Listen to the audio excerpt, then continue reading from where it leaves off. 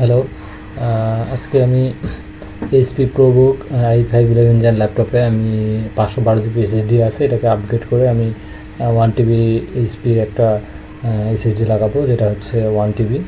এটার প্রাইস হচ্ছে 6000 টাকা। তো এটা হচ্ছে NVMe। তো আমি 512 জিবিকে আগে খুলে নিব, এরপরে 1TB এই HPর এই যে এই SSDটা আমি এখানে ইনস্টল করব।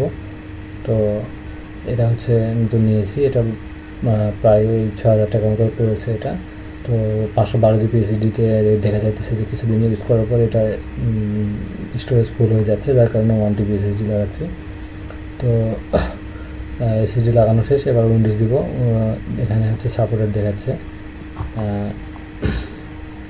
দেখেন এখানে 1TB SSD supported, I think 980 বা এরকম জিবি দেখাবে। তো চলুন দেখে নিই।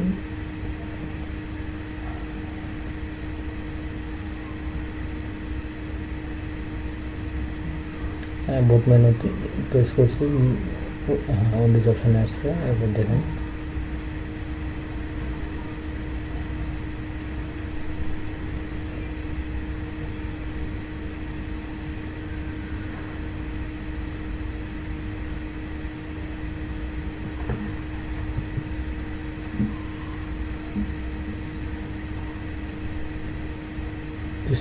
স্টার্টিং।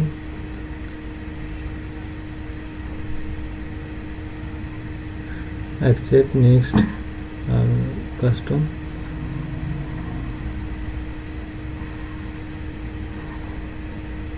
দেখেন এখানে 980 জিবির মতো দেখাচ্ছে। এটা পার্টিশন করে নিব, নিয়ে আমি 250 জিবি সি ড্রাইভে রাখবো, 250 জিবিতে উইন্ডোজ দেবো।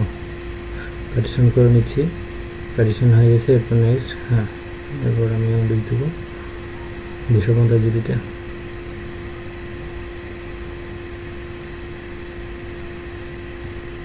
i5 11 Gen। এই ছিল আজকের ভিডিও। Thank you.